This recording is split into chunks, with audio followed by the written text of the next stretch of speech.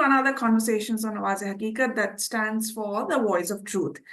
Today or tonight, depending on whichever part of the world you're listening to me from, I am going to be talking about art and art restoration and art preservation, the amount of work that goes behind restoring our legacies and the kind of work that is also related to our roots and cultures. How are these all intermingling with each other and the various intersectionalities?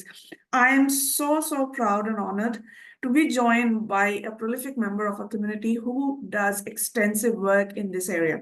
So Harpreet Tanday is an Indian-born Italian art conservator from Punjab. She is a co-founder and technical director at Delta Conservation based in Melbourne. Harpreet specializes in the conservation of wall paintings, stone, stucco decorations, and built heritage with over 15 years of working experiences across Europe, Asia, and Australia on frescoes, murals, collections, and heritage-listed buildings. She is an expert member of ICOMOS ISCMP, which is the International Scientific Committee on Mural Painting, representing Australia in the International Conservation Community.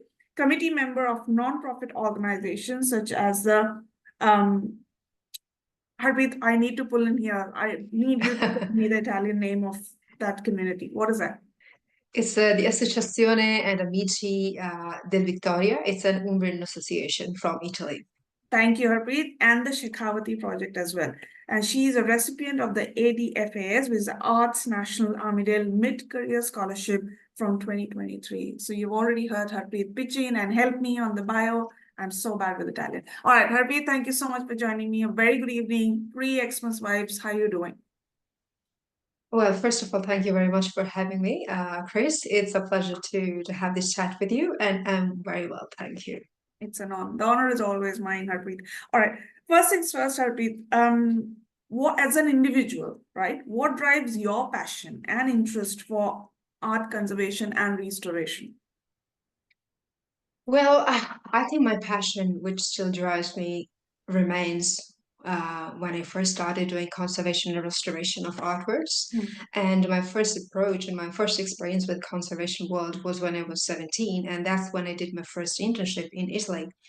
And I ended up doing this working experience with a company, art conservation company, which was back then restoring a synagogue in Italy. Yeah. And suddenly I ended up, getting to know this world, which is a mixture of science, art, different craftsmanship. And I met with wonderful people who had a knowledge about pretty much like the object from a different point of view. So that's a passion, which is a mixture of chemistry, biology, diagnostic, which is still driving me even today in the world of conservation. Yes. Amazing. But Harpreet, you mentioned biology as well. How does biology play a role in art conservation and restoration? Right. So, for example, I deal with built heritage. So, with built heritage, I mean conservation of historical buildings and sometimes even buildings which are not historical, right? And by biology comes in when you're dealing with biological matter on the building. So when you are dealing with, if you want to restore it, if you want to just even do maintenance of a building, often you have some bacteria, you have, let's say, patches of mold on the walls. So you have lichens and some other sort of, biological matter that we call biological growth, and you have to deal with it. So biology, in that sense, you need to understand the structure, of course, of this these fungi, these bacteria. So you need to understand their life cycle, how to sort of stop that, how to which material to use to to limit their action on the stone, on the plaster, or on a wall painting in general. Yes, absolutely. Thank you, Harpreet. Thanks for that clarification. When I was doing some research, Harpreet, I wanted to ask you this: have you ever considered looking at the South Asian subcontinent for art restoration and preservation? And the reason I ask this is, if I only talk about India, right, we are geographically so distant, and various parts with their own history and legacy. Have you ever thought of going to that part of the world and doing some conservation and restoration? And in your experience so far, does the geography and the local community also affect the process? Yeah, okay. So the first question, yes, I have considered working in India, for example, and I have worked in India. Hmm. And as you mentioned early on, I'm a committee member of this project called the Shekhawati Project. And the Shekhawati Project is a team of international people, conservators, scientists, art historian, based in France, in Paris. But we are a group of people who so far have been working in Rajasthan. Okay. So in Rajasthan, until COVID happened, of course, we have been delivering workshops every years Hmm. where we would restore and conserve some of the beautiful havelis and mansions that they have in the region of Yeah. Shekhawati. And I actually, before starting that project as an intern, and of course later on I became a conservator and a committee member of the project, Hmm. I wasn't aware of all these beautiful landscapes and buildings in Rajasthan. And of course now we are still trying to work on that.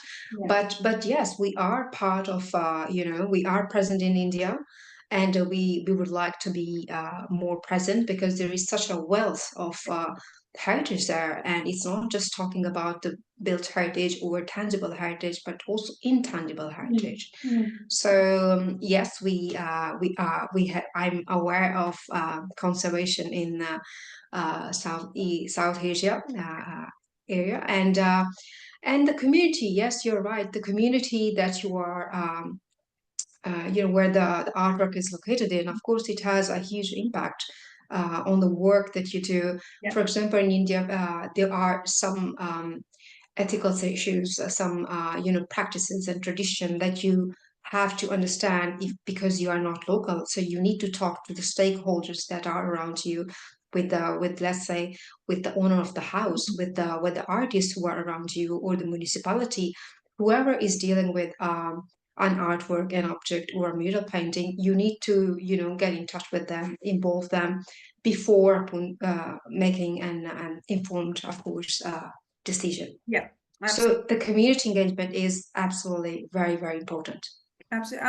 On that note, Harpreet, have you ever faced resistance from the local community there that, there's always this resistance, oh, that's a foreign particle coming in. I don't, it's the same thing, or right? They also have Yeah. this insecurity of whether this individual can understand our root and heritage.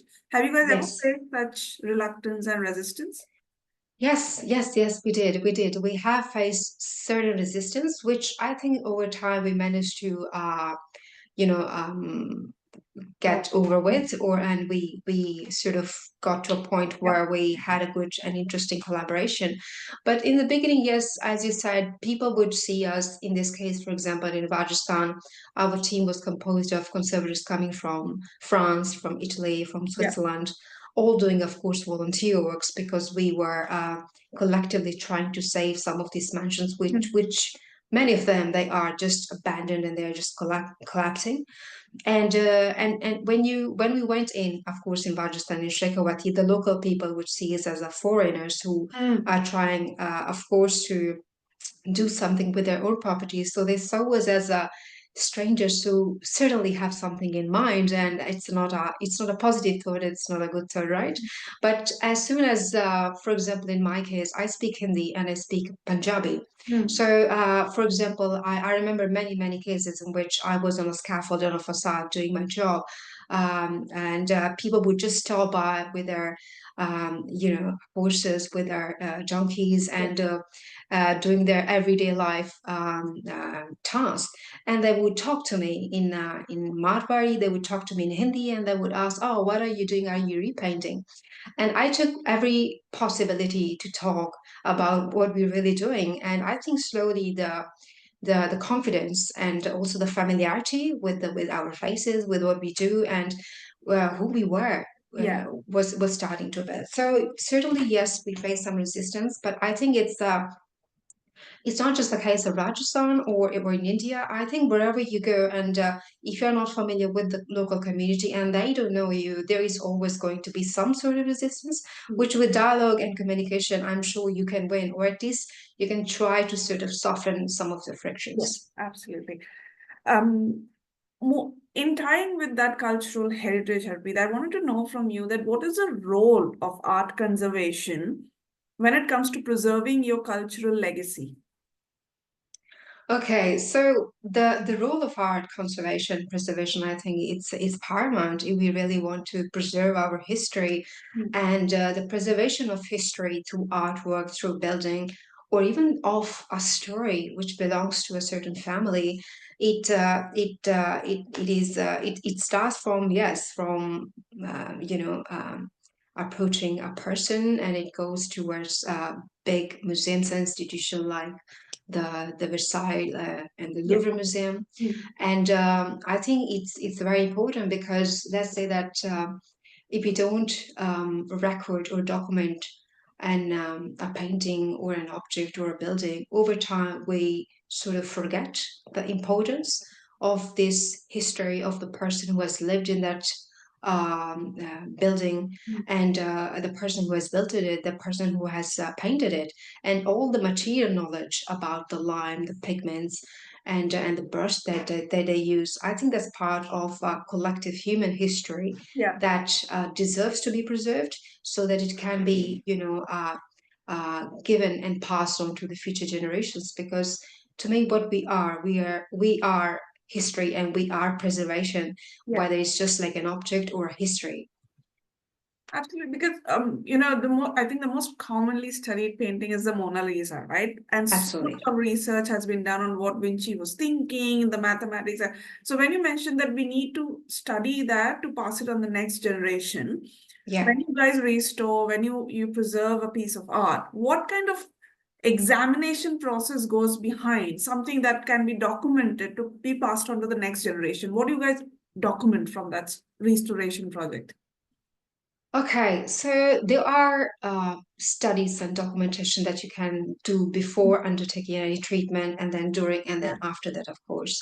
And before starting a documentation, and just for record, this documentation is hugely important, Mm. and it should Mm. be undertaken when it's possible. Yeah. And so before conservation treatment, and before starting doing anything, even normal procedure of Yeah. just a surface cleaning, photographic documentation is very Mm. important. Of course, in this case, if we are talking about the Mona Lisa by Leonardo da Vinci, you would document its current condition. So you would take a photography, the general photos of the Mm. frame of the image, and then you would take detailed photos Yeah. of each area in order to record the condition, the painting is in, before starting any Right. conservation procedure. And and then, of course, it's important to record any sort of phenomena, which is like a degradation phenomena. It's pretty much what a doctor does before, of course, prescribing your medicine, Yeah. and before deciding, oh, you have fever, you have bronchitis, or you have this one, Yeah. this issue. So you would do, of course, so that's like a documentation, and then you can do the documentation phase can be quite precise. It can spread from generic photo Yeah. until a very specific and deep assessments. Yeah. For example, one of the assessment that is non-invasive, because the documentation Yeah. can be divided in invasive and Yes. non-invasive. Yeah. Just the photography part, that's the non-invasive Mm. part of the assessment. And another part of the non-invasive is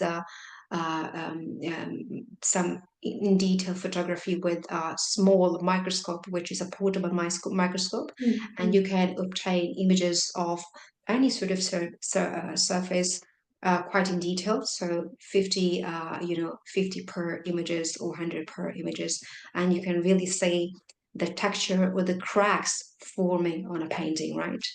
And another important assessment that is hugely important, and it gives you valuable data, is the multispectral imaging, for example, which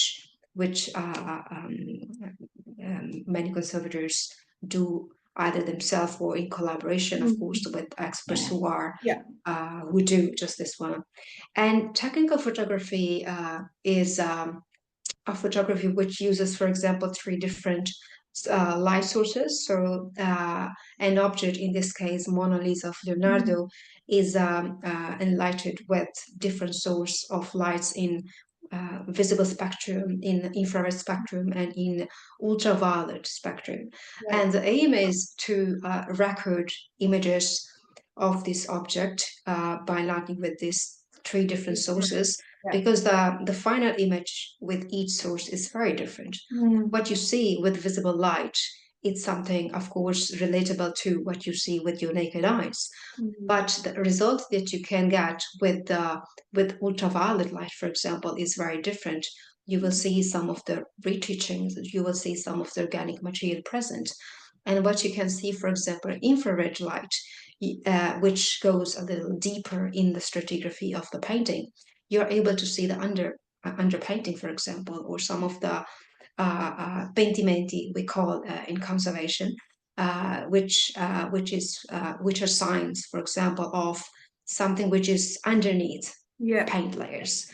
So this, of course, technical photography can be done, and there are other assessments which are you can, if let's say that you have an object which is 3D objects, right? And you want to sort of create a model, you can do 3D imaging, you can do photogrammetry of an object for assessment purposes. And these part of assessments are non-invasive. And if you're really looking for something specific which you were not able to answer with non-invasive analysis, then you go and proceed and you take some mini samples, for which, of course, you need a permit and all that procedure need to be followed. And then that sample is, looked at under a microscope to understand, of course, the stratigraphy, whether the different paint layers, how many paint layers there are, whether the paint layers are on the top of a plaster, which paint are original and which other paint layers are not original, for example. So there are different sort of layering even of analysis and assessment that you can do before starting to work on a painting or on any object. Yeah, makes sense. But you mentioned about a 3D painting or a piece of art, right? So my next question kind of ties into that, we have advanced so much with technology, like 3D printing, digital restoration. Do these advances impact the field of art preservation and conservation? I think the use of 3D, I wouldn't say printing, but the use of technology, it helps, and it is being adopted more and more in conservation. For example, photogrammetry and of course, the recreation of an object with 3D model is becoming more and more, used in conservation, just to understand the state of conservation of the objects. And many objects, for example, or even historical sites which do not exist anymore because they were, for example, located in a war area. So the temple does not exist because it had been bombarded. Sometimes replicas are being created because the original object had been documented so many times. So sometime in conservation, we do have a huge historical record through images and historical records. That replica can be created. That's another sort of way to use technologies through scanning and recreating 3D models. And for example, even let's say that there have been some case studies in Europe where some paintings on some churches which had been bombarded during the Second World War, the pattern which was missing had been recreated with the projection of an image which was present in a record, right? So let's say an image of a saint, if it had been gone, you can sort of project an image of color recreating on a certain part of a church. So the image in itself, in the church, there is nothing, there is just a plaster which replicates the original one, but the decision making was to not recreate the whole image. So in that case, the technology can help to complement the lacking image, which does not exist anymore, which you can switch on and off when you want. But it's to sort of preserve, the impact of the war, for example, on this specific artwork. So the technology can help in this sense. And I think another important technological advancement which can be seen in conservation, and it's the use and adoption of green material, environmentally friendly product which are being used increasingly in cleaning operation, for Yeah. example. We use a lot of product coming from algae. So there is this product called agar agar, Yeah. which we use as a gelling media, which can be used with water or with other sort of Yeah. solvents to clean the superficial dust from any Right. given surface. Yeah. Harpreet, one question, and it could be a silly question since I do not know anything about, so pardon me for the silliness, but I'm just curious. When these historical monuments, let's consider the Taj Mahal, right? We've been reading reports that the outer surface has been getting corroded because of pollution and whatnot. Yes. It's not destroyed. It's very much an intact structure. It's a heritage site. Yes. How do you conserve a monument that's standing, that's in use for the tourism purpose or whatever, but is getting degraded due to environmental factors? How do you start restoration work on such monuments?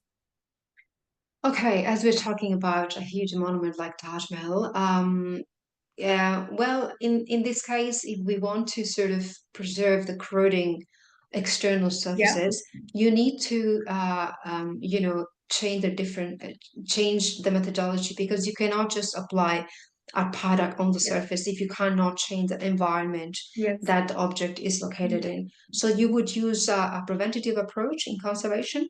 So what you would try to do, of course, I think in that case, the overall municipality needs to understand that the pollution, of course, has to be under control, Yeah. because all the toxic gases which are harmful, of course, to the human being, they are harmful also for art object and its Yeah. surface, because it corrodes, it forms, it just dissolves the let's say the stone in this case, and it let's say it corrodes everything. It forms some salts on the surface Yes. which are more soluble than the original material, Right. right? Yeah. So in this case, there is the preventative approach. You need to understand how to improve the overall environment around the monument.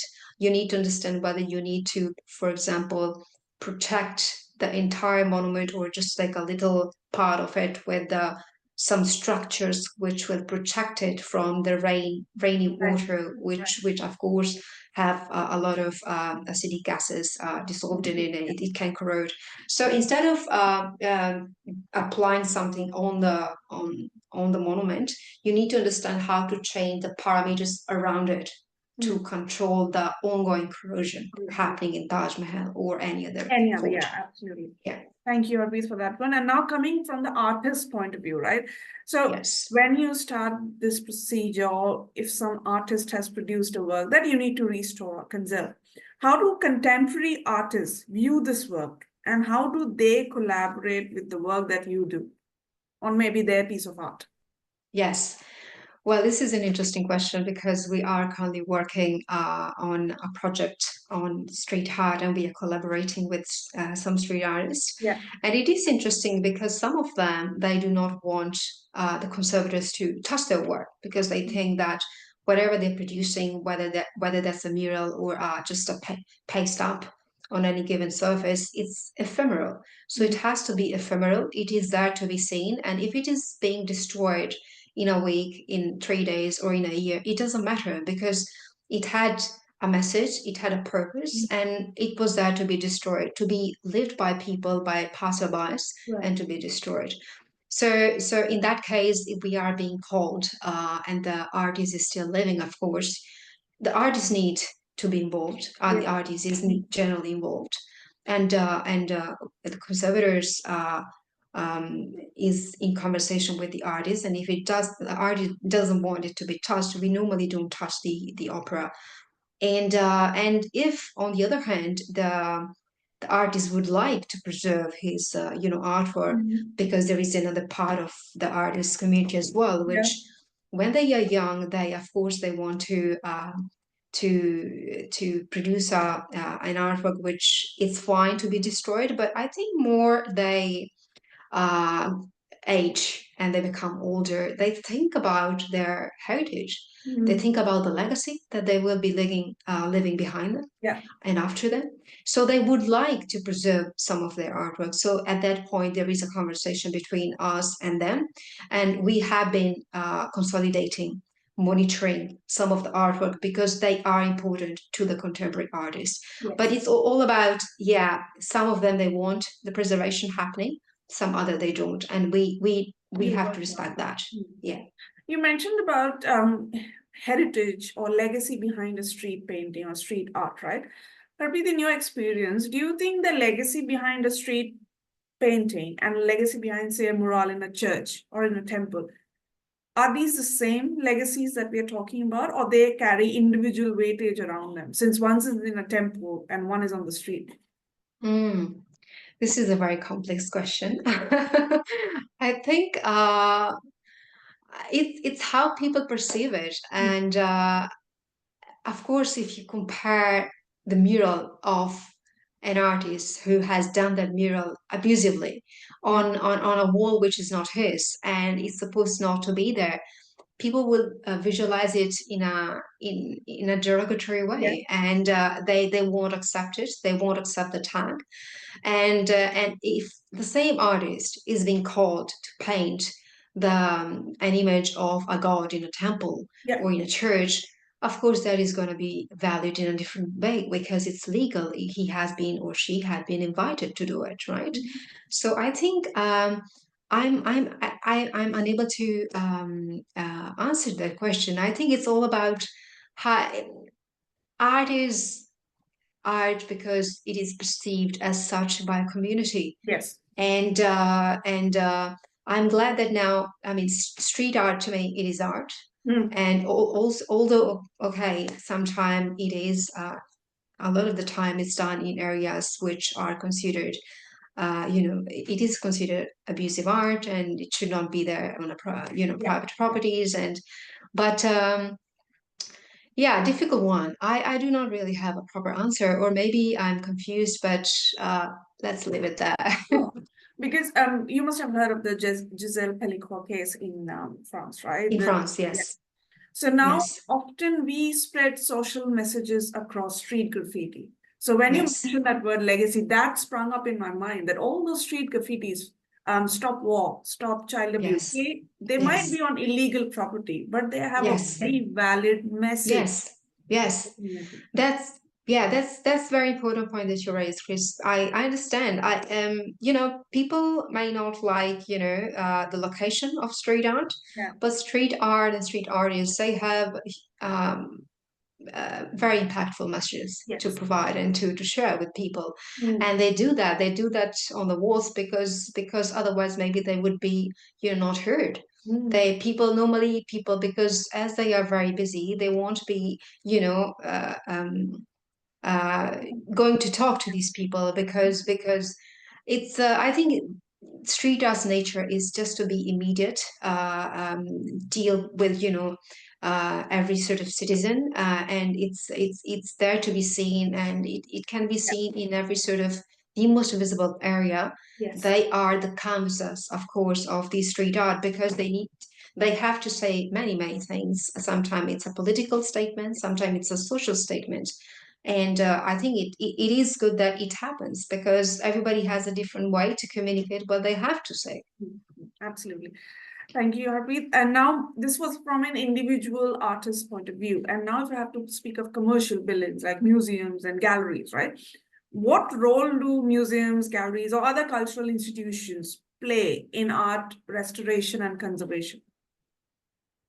Well, the museums and galleries, they play a very important role in the preservation of our cultural heritage because they are the little, reality which encapsulate all our past memories, past livings, all the testimonies which show that our Homo sapiens has done and has achieved so much. So they are the custodians of our past and present, of course, and they are doing an incredible job by, of course, preserving and taking care of all these artworks. Absolutely. Harpreet, now coming to yourself, right? There's so much happening around us. Like we are living in very, how to say, difficult times. Yes. On a difficult day, Harpreet, how do you take care of your mental health? Mm-hmm. Well, when I'm stressed or there are too many things happening, I need to do some physical activity. So I do gardening, and I just like to immerse myself in nature. So I would just like go outside in my garden and work with the plants, or I would go to a park and just have a nice walk or go for a hike. So that's how I just switch off my mind and try to recharge myself. Absolutely. Thank you, Harpreet. And one last question before I kind of wrap up this conversation is, what would be your message? Actually, two questions. First part is, what would be your message to our listeners? And if someone were to find you, where can we find you on social media? Okay. So my message for the listener would be artworks, the object, and monuments, they are really important testimonies of our past and present. And they deserve to be conserved because they tell a story. So please look after your houses, look after your objects and your collection. And of course, if you are unable to look after them because there are so many things to know, get in touch with an art conservator so they can assist you with how to look after your object at the best. And if you want, of course, to get in touch with us, because we are based in Melbourne, we are present on Facebook. Data Conservation is there. We are present on Instagram, and of course, there is our website for any sort of if you have any question or you want to have further conversation with me, I'm always available. Happy to chat.